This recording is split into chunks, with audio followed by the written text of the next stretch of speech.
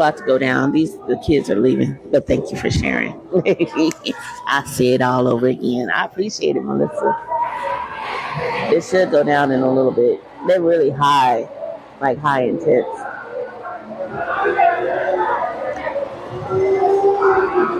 All the kids are about to go to work. I'll go to school in just a sec.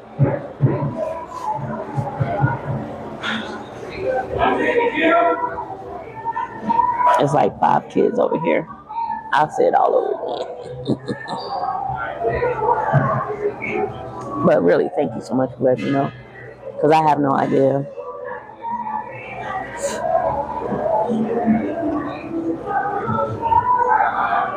Is that better?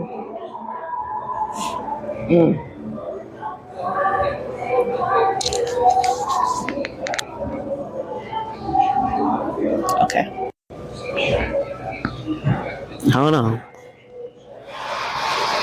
Okay. Okay. Let me see.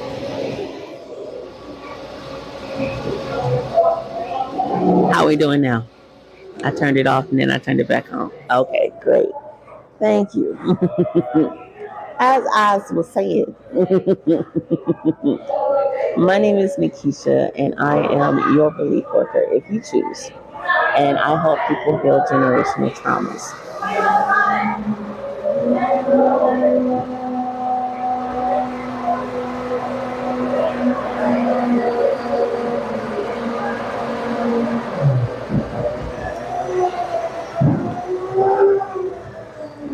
The way that I do so is through metaphysics. I do it metaphysically through prayer, and it's not just the regular prayer. What's up? What's up, Dakota? How are you? We go way back. It's not just through regular prayer. It's strategic. I'm certified to release you from the subconscious beliefs that have been holding you back. And a lot of times, all of us have some type of subconscious beliefs that are holding us back that we just don't know about. And these subconscious beliefs have been passed on down from your soul. Hugs. I love it. I love it. Thank you so much. Okay, so first of all, before I get down into that, Dakota is one of my longest term friends that we connect on social media now. I met him in college, so I know him by his real name, but I ain't gonna say it. I promise. But he is so awesome. He is a ASL sign language interpreter, and he's not just any interpreter. He's one of the top interpreters in this country. So please make sure you follow Dakota 1906. Hopefully one day he can start showing us some of these sign language words that we can use, because we might need it as a form of, you're welcome, baby. We might need these sign languages for the future. I'm just saying. Yeah, he's one of me and him, we can go way back, back in the time. Back in the day. But please feel free to just to click on his profile. She's a runner, she's a track star. Because I was. And you know it too. You know it too. So many stories. So many stories. You caught that, huh? I didn't follow him. Thank you so much. And you got evidence? You better keep the receipts.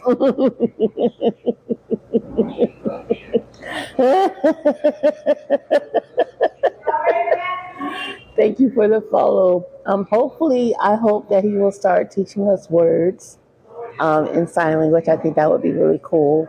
But it's super cool because he's always had this amazing laugh, and he always had this genuine and just fabulous smile. I am a genuine and fabulous smile. So please follow him. And it just brightens up your day when you see them. Anyway, so back to carry on with the healing, yes, sir. Yes, decoder. But anyway, as I was saying, and welcome in, Andrea. I help people heal generational traumas. My primary focus is the Black community. I help everybody with the same intensity and care, but my overall goal is to connect with the Black community because we carry these trauma so deeply rooted in our DNA that we don't know where and how they can be triggered. This is also my form of pro, and we're just going to have some tests around there. This is also my form of revolt, in a sense. Good morning, baby. For generations. And it's not just it out. Yeah.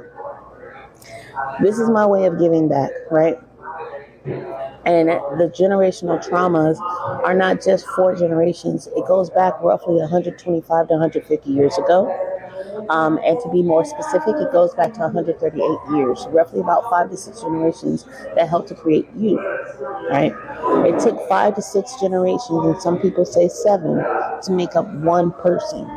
And in that 5 to 6 generations, it's 62 different people before it came down to you. And in your DNA, that carries the memories, the trauma, the good, the bad, the ugly, and indifferent, right? You are walking around with the power of 62 people and the trauma of 62 people. And then you also have to include your soul. Your soul has been here several times. Right, ham and cheese, I love it. I absolutely love it. I love that. I'm gonna have to use it. I love it. You are walking around with the power of 62 people in your DNA.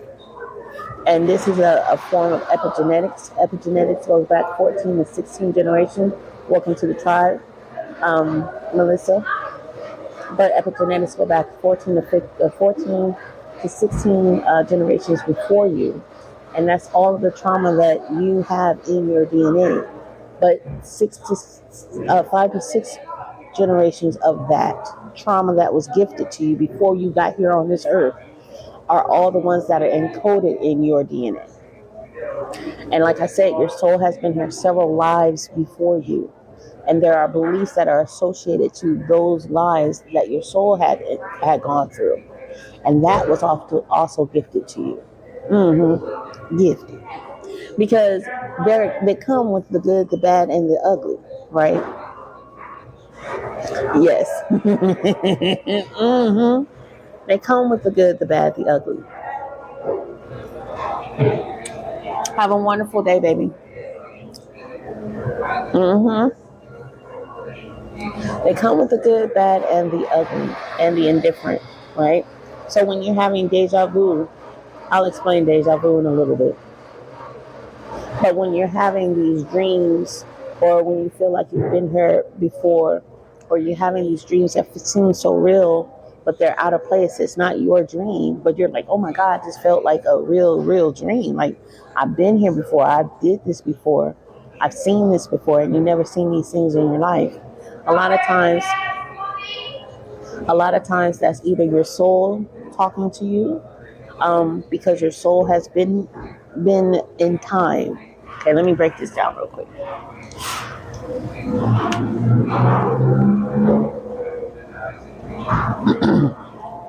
Hey, Thunder Tribe. So, when it comes down to your soul, before you were brought here on this earth, and the reason why I know this is because I actually talk to dead people. I almost died last year.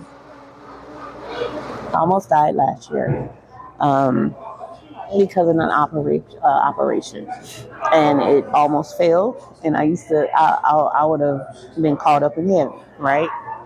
And when I came back, I got more power, right? And that power is understanding. I got better understanding. And it unlocked a lot of things for me where I was able, and I've always been able to hear the dead. Hey, soul. So, man, I've always been able to hear the dead. I've always been able to see them. But I was always taught, because I'm a third generation seer, I was always taught that you don't talk to the dead, right? They're demons, they're demonic, and they're not there for you, right? My mother passed away, and it didn't make sense to me that my mom would be on the other side and I can hear her, feel her, and see her. Uh-huh. I am. Not. I can hear her, feel her, and see her. And it didn't make sense of why I could see those things, hear her, and she is now considered to be a demon. I couldn't believe that. So as soon as I came to, I realized that once we've always been told love never dies, right? That put in the comments, love never dies. Just put in the comments, love never dies, because we need some engagement. Thank you guys for the likes. So we've always been told that love never dies. And if not love, right, that's a lot of power. If love never dies, right, then when we pass on, or our family members pass on, thank you so much. When we pass on and we realize that we go back to love, we don't go to hell. There is no hell. I'm starting to come to terms with that. There really isn't a hell. Because if God created this space, if God was the creator of all things, and I use the term God loosely, we go back to source, we go back to the universe, we go back to where we came from, right? So if that's the case, when we go back to the other side, then we're encompassed through love in general. We go back to love. And what I've been told by the ancestors and my family members is that when we go back to love, we are in the fullness of time once again, and our souls stand in the past, the present, and the future, all at the same time. And our soul sees everything all at the same time. And so when we come to this earth and we are made flesh, what ends up happening is our soul gives us our memories partially. Time is it is, because I'm gonna get to that in just a second. Time is a man-made construct. But when we come back to time, when we go into the fullness of time, becoming flesh, our soul is always trying to remind us who we are. And this would be considered our higher self, right? Is always trying to remind us who we were before we became flesh, and who we are while we are in flesh. Because our soul knows the end, or the possible end, but we have our free will, our right to choose, right? Put a pin in that. We have our right to choose. Time is a man-made construct, meaning that time is circular and not linear. So it's not a straight line. Things come back around for a reason in order for you to learn, right? And what happens when your soul comes into this space as a human, your soul is yes, thank you.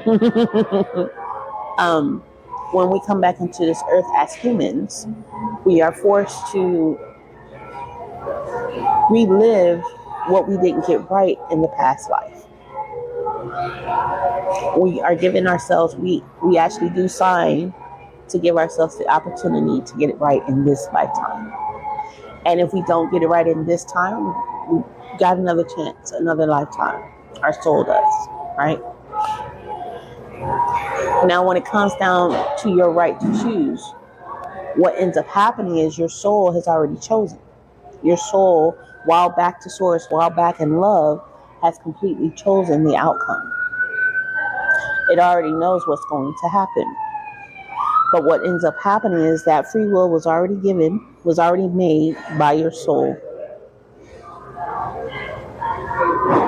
Yes. No, getting it right. That part. What happens is your soul has come back into this earth,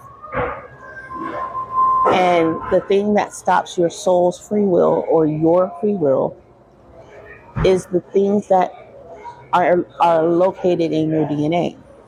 So it's kind of like you're cleaning up the trash of your family. Those 62 people that I told you about, again, like I said, their memories, their experiences, and their understanding of how life is now engrafted and covers your soul. So when you're here, it puts you in a position where you forget your purpose, and it could happen very easily. As I watch my son, who's 4.5, I need to trace back. I'm trying. I can help you with that. When it comes back down to my son, when he got here, when he was born, there are things that he naturally knew. It was like he wanted to talk to me, but he couldn't because he's wrapped in this baby form, right? And I've watched him progress in time, and I noticed that there are certain things he naturally gravitates to. He naturally does. That's his soul's purpose, because he's not wrapped in the problems of this world quite yet. He hasn't been conformed quite yet. He's still in his subconscious. He's subconsciously doing these things. And as he's navigating through this world and this life, what I teach him is how to live on this earth. But I'm also teaching him the strains, the constraints, and the problems that he's going to face on this earth.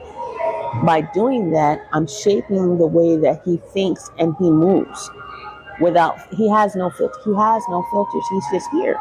So he's naturally doing these things. He's naturally talking. He's naturally interacting with the world. And so the people that he's around are shaping his earthly development. That includes me and all of the people that are around me, that I allow around us. And when that happens, it kind of buries his soul's purpose. His soul was at the beginning of his brain or his subconscious.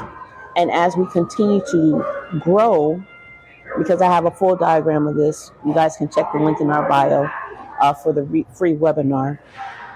But as his brain continues to grow, it goes from his delta brainwave, which is his full subconscious brain, where he's just here and he's sleeping and resting and his body is growing. Then he goes to his theta brainwave, and that, sorry y'all, and that, the theta brainwave, is where he is in the middle between the earthly realm and the spiritual realm, where there's no difference in between. At that moment, he can speak and say the things that he's always wanted to say and have those things. If he speaks and says, I want this, eventually he's going to have it. And it comes to him naturally. But as he gets older, his brain is going to continue to develop. When he becomes a teenager, he's going to go through his alpha brainwave. And that's going to be where he's consciously aware and alert and moving, right? Without problems. Then the beta brainwave comes into effect, and his gamma brainwaves. And this is where his brain is fully developed as an adult, right? And when his brain is fully developed as an adult, that means he's going to be triggered by his sensors. And the only thing he's going to do is look and respond, look and respond, look and respond. And he's going to forget the very things that was holding him together as a child, which is the innocence that we talk about. He's going to forget about the building blocks of his mind. His number one place where he can go to when he can speak the things that he desires and have it, right? He's going to forget about his theta power that he has. And that happens to all of us as human beings. We are here knowing who we are. We come in here knowing who we are. And we end up forgetting because life has done what it's supposed to do. And what happens with that is it takes away our free will. My son now has ultimate free will. He's at his prime of his ultimate free will. Everything he desires, everything he wants, he can have. And he has no questions asking, right? But as he gets older, because he's going through, DNA is going to come into place, traumas is going to happen, experiences are going to happen, and that ends up lessening his free will experience. Whatever I put in my son right now is going to be a part of his generational trauma. Does this make sense?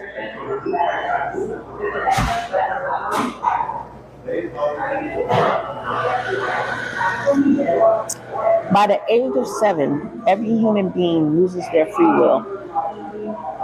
By the age of 7, every human being loses the maximum capacity of their own free will. Their maximum capacity of free will ranges to 5% to 12%. Everything else, thank you. Everything else is autopilot. And that autopilot comes from the three belief systems that I was talking about earlier. The first one is your core belief. And I say this all the time. This is your core belief. This is what you choose to believe. This is your power, your free will. That's roughly 5 to 12%. That's your conscious mind. That's when you say, hey, I want this, and I have it. Hey, I want this, and I name it, and I claim it, and I stand on it, and smile. That's only 12%. The 88% is your issue.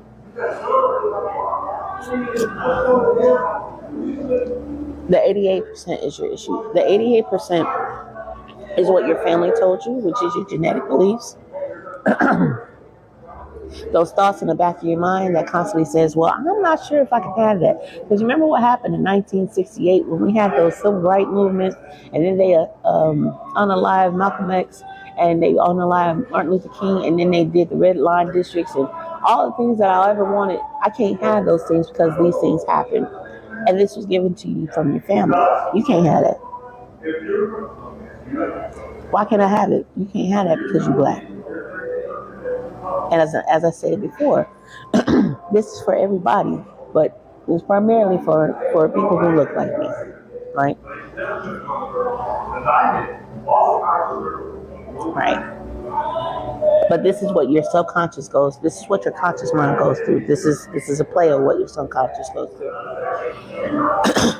The 12% goes back to the 88%. The first thing it's going to fight against is what your mama and your daddy and your uncles and your aunties and your cousins and your grandmas and your grandpas told you.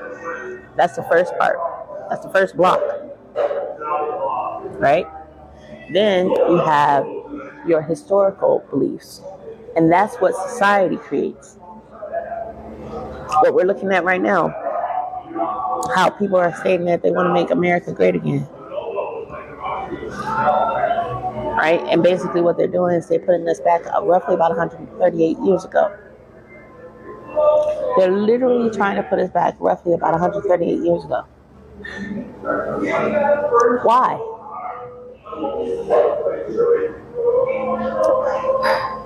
Right. Why are they trying to put us back to 138 years ago? Does anybody know? Based on what I just told you guys, why would they try to put us back 138 years ago to the past? 138 years ago from now, for this generation, for my generation, is roughly 1840s, 1850s, roughly. Why would they try to reset us that far back? Let me help you out.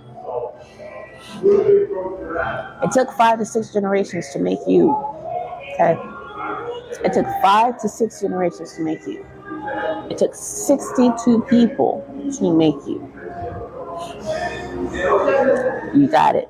Mm-hmm. That's why they would try to take us back 138 years ago, because they're trying to find the place that's going to trigger us. And if I know that it took 5 to 6 generations to make you, they know it took 5 to 6 generations to make you. And so what they're trying to do is they're trying to start that part. They're trying to start from the beginning of you. And they're trying to find a way to trigger one of those ancestors that are locked inside of you. Everything that we're dealing with, hey Blakely, everything that we're dealing with, thank you for defeating me. Everything that we're dealing with right now at this moment are all triggers. They're poking the bear, and they're not just poking the bear, but they're poking the ancestral bear. That's what they're doing.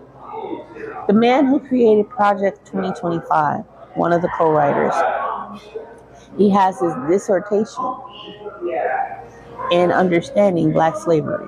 He wrote his dissertation. The dissertation is to help him get his doctorate degree. Thank you for the gifts. He wrote his dissertation and studied the black community. That was his dissertation, from slavery all the way up to now. So in his mind, he's a full expert. So in his mind, he's a full expert on the black community.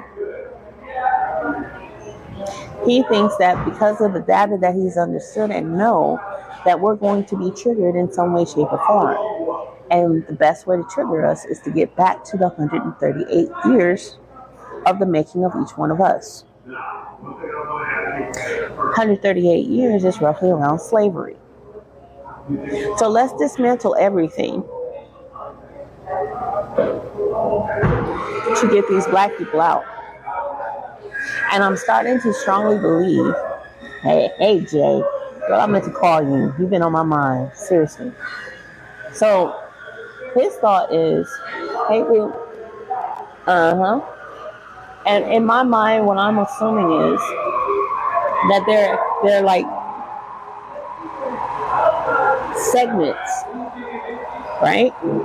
There's a segment for the women. There's a segment for the Africans, the African Americans, the black people, the blacks. There's a segment for all types of people that all of these people unanimously took the time to study. Because it's not just all about black people, right? Please know that. It's not all about black people. These triggers are for all people, period. They're all for all people. But everybody has a part. Everybody has a part to play. And this man, here you go. Here you go. That's matcha. And this man was designated to help to understand the black people.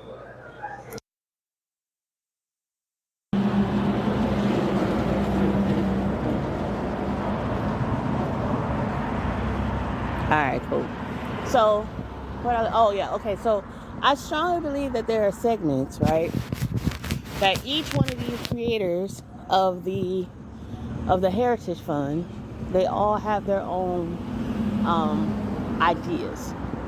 And they all have their own segments of who is supposed to help who and who's supposed to be a part of a certain segment. And the goal is to trigger all of us so we can easily be conformed. And as we know, the reality is that the issues that we're having are based on the issues that we're having is based on making coffee. Okay, cool. The issues that we're having right now are based on past triggers. So let's break this down. When we look at things at this moment, you have Roe versus Wade. Roe versus Wade, let's take the women's rights away. Right? That's the first thing. And then let's turn around and completely take the women's rights away. That's the second thing. Let's go on and tell them that they can't make their own bodily autonomy choices. They don't have that. We're not going to give them that anymore. They don't have that right. So that's the first segment. Then we have education, and we look at how the educational system was. Let's attack these children with their mental illnesses and make a mockery of them. Let's throw it back to this. Let's take away their funding. Let's take away the ability to even get an education, because we understand that the more educated people are, the more sound decisions that they can make. So let's affect them in this way. Let's gut out the old people, our elders. Let's take away their funding. We already know that if their elders are crumbling, then it's going to force these people to stay in bondage, because they're going to be forced to take care of their mom and their children. And it's a slow dismantle. So I really truly believe that there's sectors to this. But there's one man whose sector is the African Americans, the black people, or the blacks, in which they like to call us, which is so offensive and not at the same time. It's weird. Anyway, so his sector is to understand how we move, understand how we protest, understand what has been done in the past, to see if he can do it again to trigger us. Every single thing that they have let go, let out, every single thing that they have let go or let out from this moment on, or from up to this moment, have all been outdated information, outdated things that used to trigger us. Let's look at how Target was trying to find Al Sharpton as the black leader, to talk to Al Sharpton to try to get us to go back to Target, right? Same thing when they found out it wasn't Al Sharpton, that they assumed, that they actually assumed that it was Jamal Bryant, right? They're trying to find the leaders of the black community, because that's how we used to work. That's how we used to be. So they're doing everything, and this is corporate. This is the corporate idea, because they're all connected. The leaders. Yeah, no, I'm not kidding. Like, if you look at what they're doing, if you take the time to look at what they're doing, you can honestly see their strategy. It's like, I mean, granted, it's already written in the book, but you can truly see their strategy if you take out the time to like look, and you're like, let me see what this is. This don't seem quite right. Hold on, this looks like a foreign memory. Like, what? Right? Look at how when Kamala was put into the election, right? The reality of her being put into the election, she was a black woman. They already knew she was going to lose, point blank period. They all knew that. They knew that. They knew that. They knew that it would trigger, because they did 3 tests before Kamala got to office. They did the first one with, they did the first one, what was her name? Palin. I forgot her first name. They did the first one with Palin and with Clinton. And then that was like their gauge. They're like, oh, okay, so a white woman won't trigger them. A white woman won't do, Sarah Palin, thank you.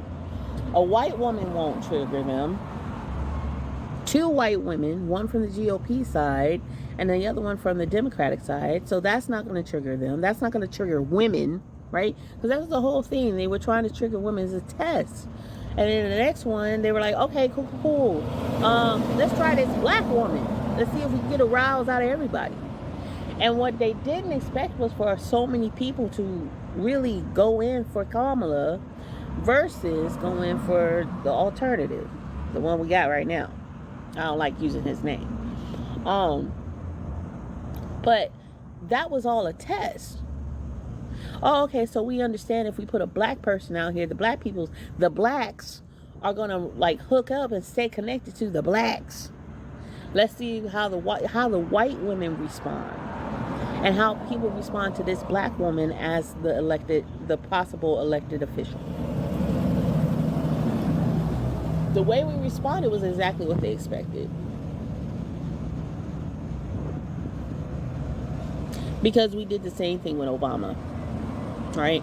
So that was our test. We had Obama twice, and then we had Kamala 3 times. I mean, third time. That was our test. And each time we unanimously came out to the voting polls. We came out and we did what we needed to do, even though they understood politically that Obama didn't fulfill a lot of the things that he wanted to fulfill because they were blocking him. And it wasn't just the GOP, it's the day, the infamous day that we don't really know, but we know that there are people pulling strings behind. We know this, right? And the point of me saying all of this, right? This is all a part of the historical beliefs that we are built inside of. We don't have any control of none of that. We can see it. I could tell you all day. I can say, hey, this is what's happening in our company. In our country. This is what's going on. This is what we can do. This is what we can do to fight against it. But the reality is, it's already been put into motion. But it doesn't take away the power that we all have. As I said before, we have 62 people locked inside of our DNA. That means we are very powerful. That's what that means. It don't matter what they do and or say. At the end of the day, the 62 people that are locked inside of our DNA, we good, right? And not to even mention, where's that?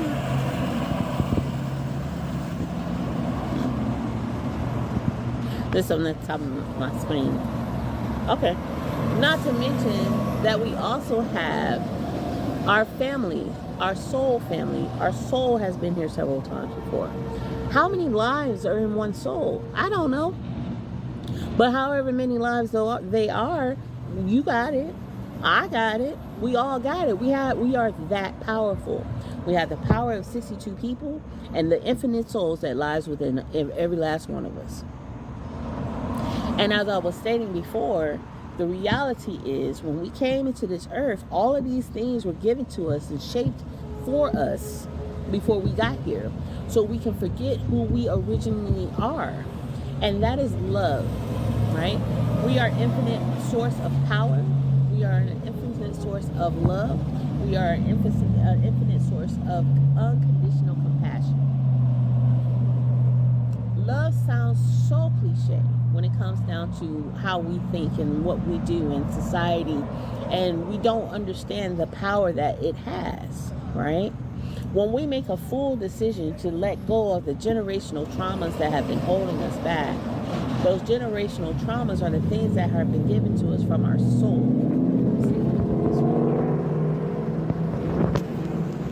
Hold on, y'all. I'm trying to finagle something real quick. All right, I think I can do it. Yay! All right, let's see right here. There we go. Now I can charge at the same time. All right. So the power that we have within us is coming directly from our soul. Hey, Bubba. Baba Fe? Baba Femi. Baba Femi. I got it. Let's go. All right. So sorry. But the power that we have within us is that strong. And a lot of times we sit here and we neglect how powerful love really is. When we come down to this earth, our soul knows what its purpose truly is.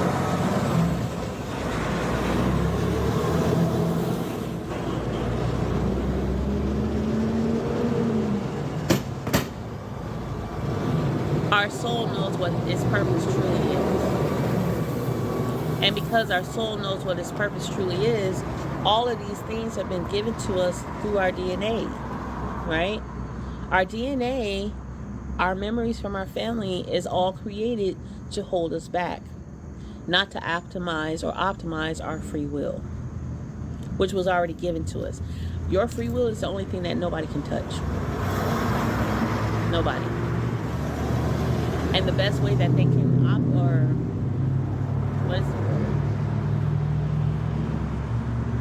the best way that anybody can manipulate your free will is by creating these barriers before you even get here on this earth.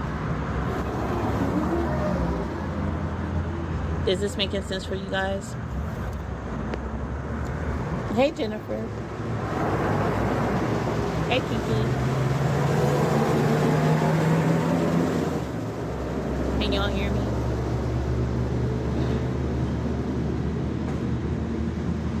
Okay. I see the lights, so that lets me know it's kind of making sense. Okay. Yeah. The best way that the infamous they can get to you is by creating these barriers before you even got to this earth. By creating these barriers before you even got to this earth, then they know that they can maximize on the idea that your free will is always going to go against you. And the reason why your free will is always going to go against you is because you have that 12%. Remember that 12%? This is what you name and claim. This is what you make the decision to do. You're like, yes, I'm naming it, I'm claiming it. This is mine, I'm going to have it. No matter what says, no matter what nobody says, I'm going to depend on this. I'm stating it, I'm making it clear because I know that I have the power of God within me, the power of the I am within me, because I am the I am. I am the I am. I am the I am, because the I am is in me, right? At times I want to come up and have a dope combo, but I know you're busy. Yeah. Hey radio, you should. But I am the I am, right? And if I am the I am, you should. Then I have power. Everything that runs through me is power. Hey, Boo, how are you? Thanks for seeing me. And if we come into this world knowing that, because I tell you, a child, when children enter this world, a lot of them are fearless. I know mine was. He was fearless. He'd do everything. And you had to tell him, don't do that. Don't do this. Right? Thank you. Thank you, Jay. Thank you for the gifts. If I am the power of the I am, if the I am is blowing and breathing and is breath of life within me, and whatever it is I speak, I can have, the best way that they can stop that is by creating these barriers. We outside today, yes. Gloomy as it is, right? And so with that, what happens is your 12%, you're up to 12%, because sometimes we can be so locked into this world and their way of thinking and the way that we've been programmed and the way that we've been conditioned. We can be so locked in. Thank you so much for the gifts. We can be so locked in, right, to 5%. It's 5%. Most psychologists say that you run on optimal of 5% of your own way of thinking. That's it. That's all you got. 12 is a gift. 12% is a gift, right? And so when we're looking at this 5 to 12% of our free will, and we're saying, I want this, I want to have this, I want to have this, you got 4 other beliefs that's pulling you down. It's blocking you every single time. If you can get past your generational trauma, that's cool, but you still got the historical trauma that's jacking you up, right? And then you also have your soul trauma that's jacking you up. So it's almost impenetrable. And so you end up living your life desiring the life that you want. But you keep hitting these blocks. You keep hitting these mental blocks. Every single time. Every single time you think about something, it's like, God, dog, why can't I get past this? What's it? What is it? Right? And that's where I come in. It is. I'm glad. And that's where I come in. I help people, and I do it very quickly. It's not a hard process. I promise you, it's not hard at all. It's very simple. I'm skilled to do it. But what I do is I help people understand what those genetic blocks are. And let's even talk about the mere fact that these genetic blocks or genetic beliefs, these beliefs also form your mental state of mind. How you think, what you think. People who have ADHD, that's not a bad thing. It's not a bad thing, because you can think outside of the system. You find different ways to think outside of the system, right? But people who have dementia, that can be a generational belief that you're walking into. When people have insomnia, another generational belief that you're walking into. When you have chronic illnesses, a generational belief that you're walking into. When you're autistic, a generational belief that you're walking into. And you have to figure it out. Your trauma, your family's trauma has been that if you have ADHD, you are probably one of the smartest people. And I know I'm touched with a little bit of it. Bipolarism, because I was diagnosed with bipolarism. That's a generational trauma that you walked into. Right? ADHD, it makes you think. You're always thinking, trying to find a way out. Always thinking. Always thinking. Always thinking. And that's beautiful. Because you're maximized on your critical thinking skills. You're trying to figure it out. That don't make sense. You're the person that asks why. You're the one that asks the questions why. And a lot of times we have so many people that have been walking into this little shell of a thing that they forget to ask the questions why. And y'all are the ones that ask, like, why? Well, that doesn't make sense. And you think quickly. It's a blessing. Same for autism. Because tisms, that's what we say now. The tisms, right? It's not a curse, right? It's another way of showing you that these generational traumas have been so embedded into your family that genetically your family had to create a special person that could take a moment and try to figure this stuff out.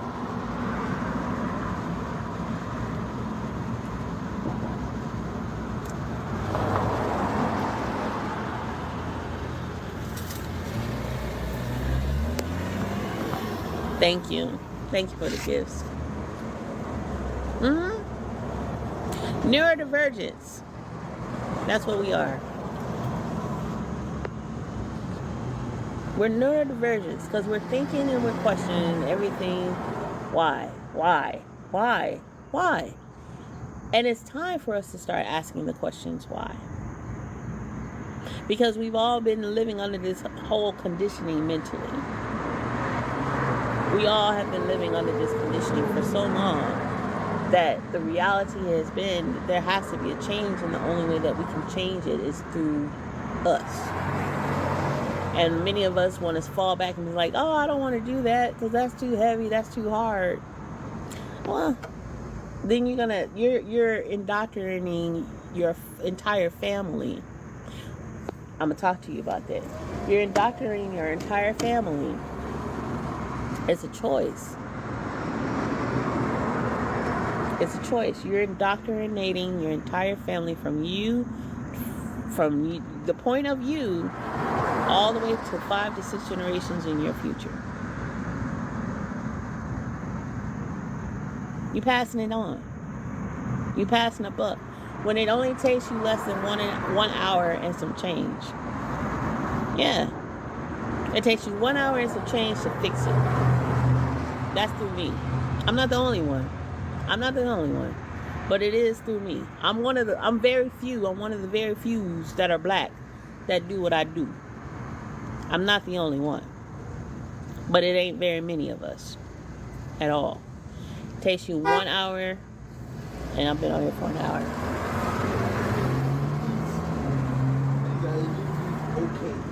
It takes you 1 hour, 15 minutes. And if you want to go lower or longer, that's cool. But when you book your one-on-one session with me, I help you release those generational blocks that have been holding you back all the way down from your soul. That's it. That's what I do. When it comes down to generational curses, let's talk about it real quick before I go, because I got a one-on-one session in a little bit. I'm excited about that. When it comes down to generational curses, I don't say generational curses. And the reason why I don't say that, and I think I said this earlier, but it was a whole lot of noise behind me.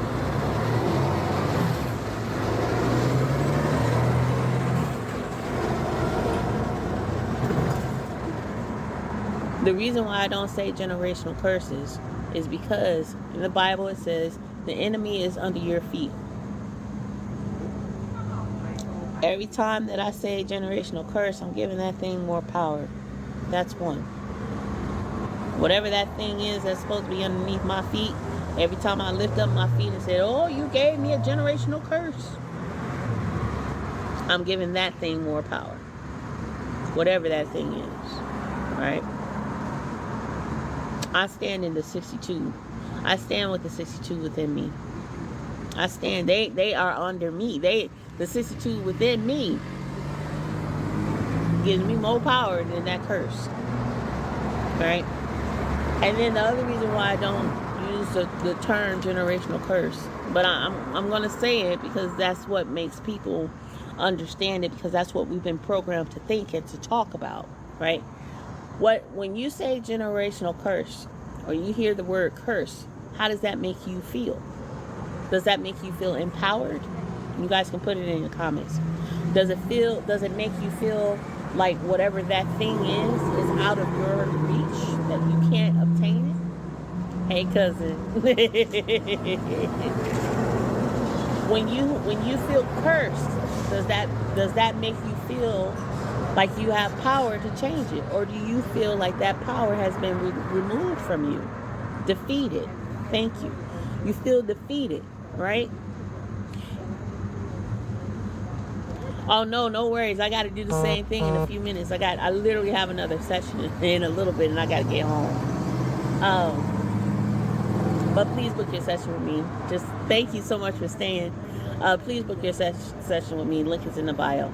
But when you hear the term curse, it takes the I am. It takes the I am out of you, right? If you are walking in the power of 62 people plus the previous soul lives that are in your soul, if you're walking with that much power, y'all, like, seriously, you are that powerful. Like, you are a powerful being. You have the power of death, life, and the grave all wrapped up in you. Because you carry the lineage of the family members before you.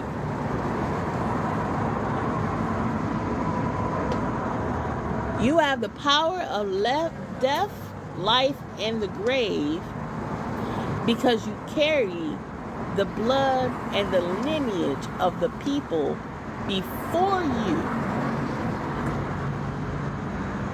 The blood is powerful because you carry the blood of life, death, and the grave of the people before you.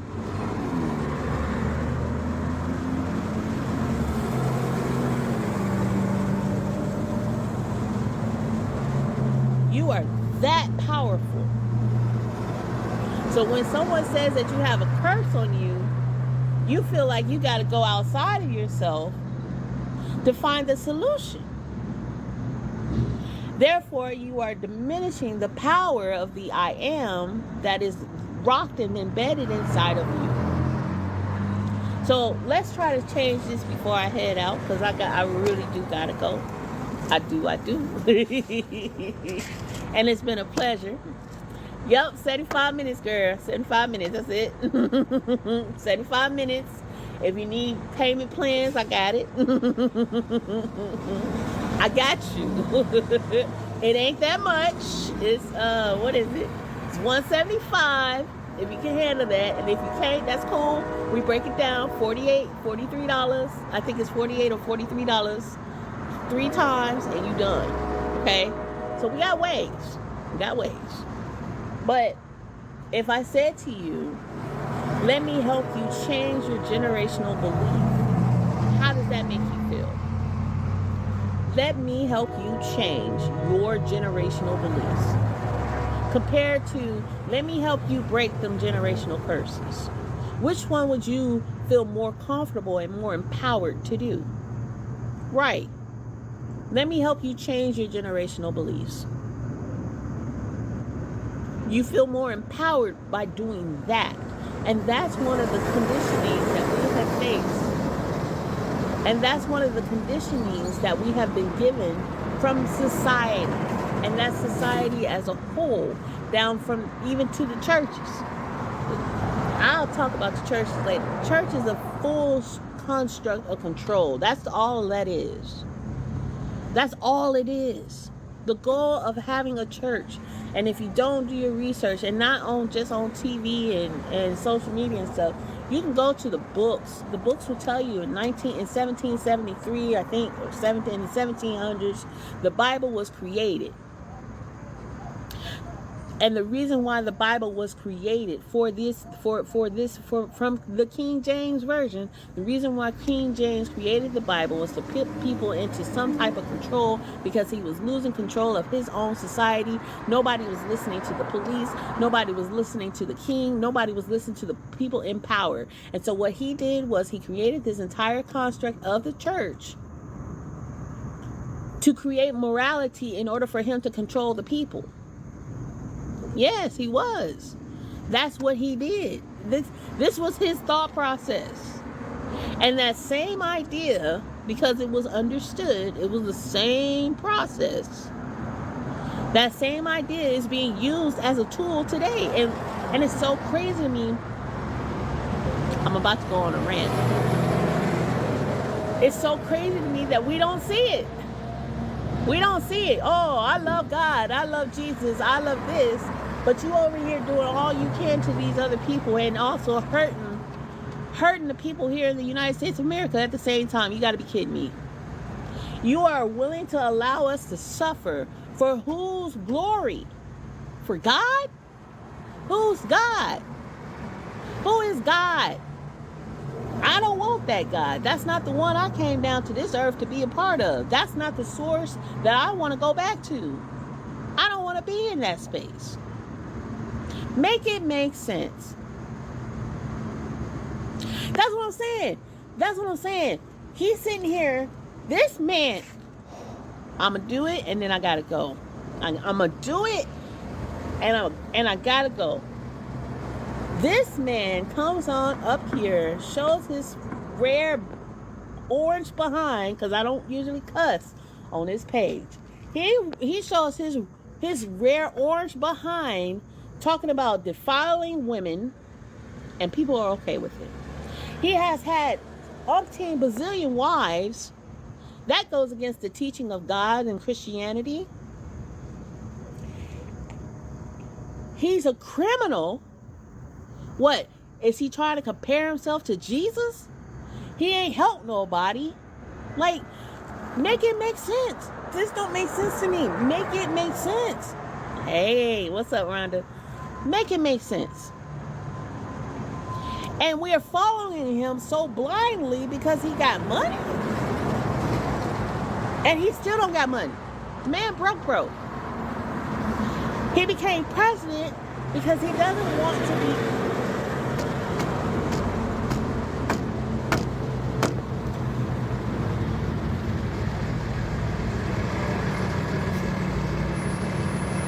He became the leader of this country. Jesus. Because he doesn't want to go to prison. That's all it is. The man don't want to go to prison. He's doing everything he can to avoid going to prison. He can't even step foot in almost 20 of the states, I think. I think it's 20 of the states in the United States of America.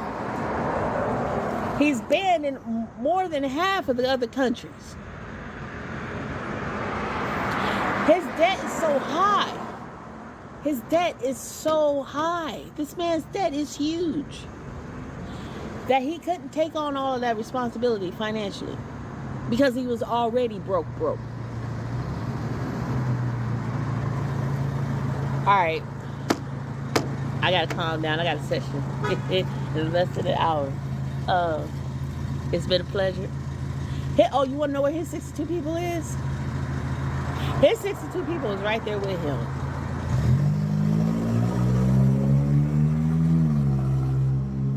But again, you remember when I told you you have the power of your own free will? His 62 people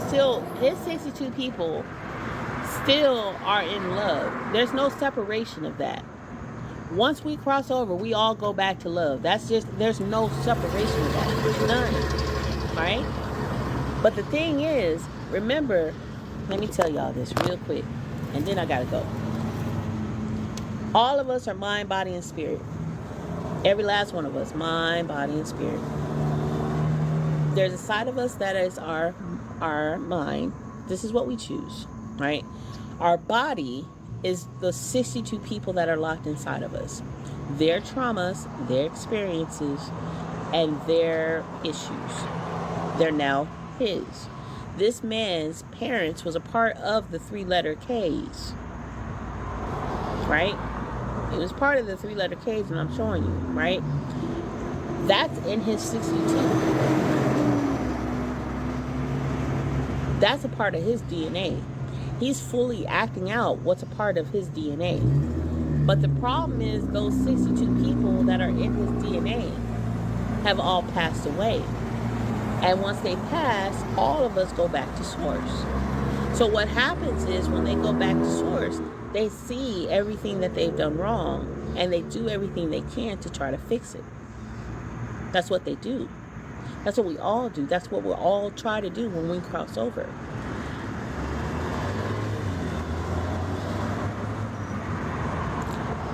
So his ancestors are probably screaming and yelling at him, telling him to fix it, change it, don't do this, right?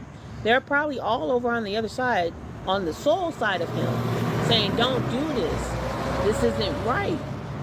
This isn't it. But he's so in tune with the trauma of his life that his free will, remember, we all only have roughly about 5 to 12% of free will. That's it. That's it. His free will is now at 5%. And he's on full autopilot. All of the traumas that he's carried throughout his life. Girl, he ain't got no hair. That wig too tight. All of the traumas that he's carried from these 62 people, you can see how he was treated by his father based on the way that he acts. Based on by the way that he acts. You can see how his father treated him. You can see the neglect that he had. He has no respect from his mama or his sister. There are clips out there that explain that his mama is saying he's trash. His sister says he's trash, he's an idiot, he's stupid. This is his family. And if his actual family that is still here on this earth is saying this about him, what are his ancestors saying when they crossed over on the other side?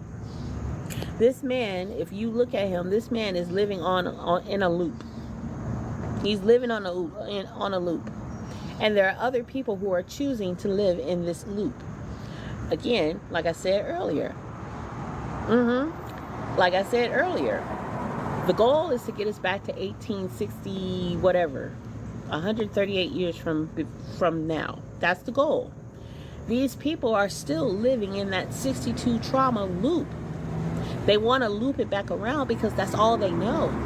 That's how they've been conditioned. Their ancestors can't help them because they're making the choice with their own free will to stay within this loop.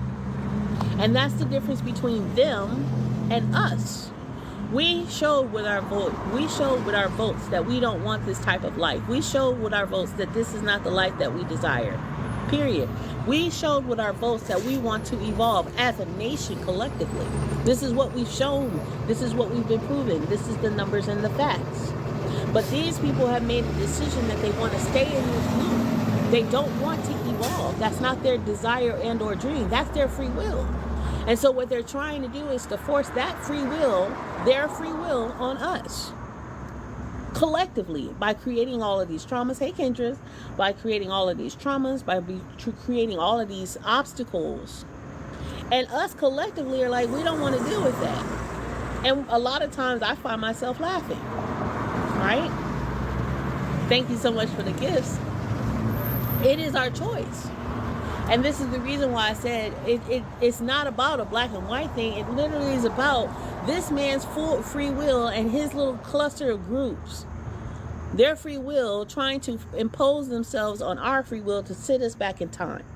Where they have been comfortable living in that space. And that's where they want us to go. But we are out here saying, nah, that ain't it. We want to evolve. So we're at a clash. We're at a meeting of the minds, a juncture where evolution has to take place. That's where we are. Thank you so much for the likes. And so with that being said, I gotta go. I'm running behind. I'm so sorry, y'all. This has been a phenomenal conversation. It has been so phenomenal. If you have not, go ahead and go to the link in our bio. Click on that link. Join our newsletter. We have a whole nother community outside of this. I hope you guys get to consider. Thank you guys so much. I hope you guys consider getting your one-on-one session with me. I really do truly look forward to having you. For those who came in and joined us, welcome to the tribe. I am the CEO and co-founder of Black Cherokee One Tribe, where we do I love it, where we do ancestral healing and also aromatherapy to help change your atmosphere in order for you to continue to have the life that you desire and want. Be on the lookout for October. In October, we're going to do our very first Heal Summit, which is going to be amazing. It's going to be dynamic with all of our practitioners that we have. We are when I say we are a full community, y'all, we are a full community here to help you heal. And especially with this adverse time, we are definitely here collecting people and making sure that they have a way to go or a place to go to help them with their healing process before they get to the doctors. And I'll talk about that more later, but thank you guys for joining. If you want to learn more about generational healing, go to the link in our bio. Look at the reviews of the people that I've helped so far, that we've helped so far. I got to say we. And then if you want to learn more, go to our YouTube page. I have plenty of videos there that helps you understand how generational traumas begin, and also how you and what you can do to help move yourself forward as well. So let me know what you think in the comments later. Thank you guys so much for an amazing conversation today. Bye.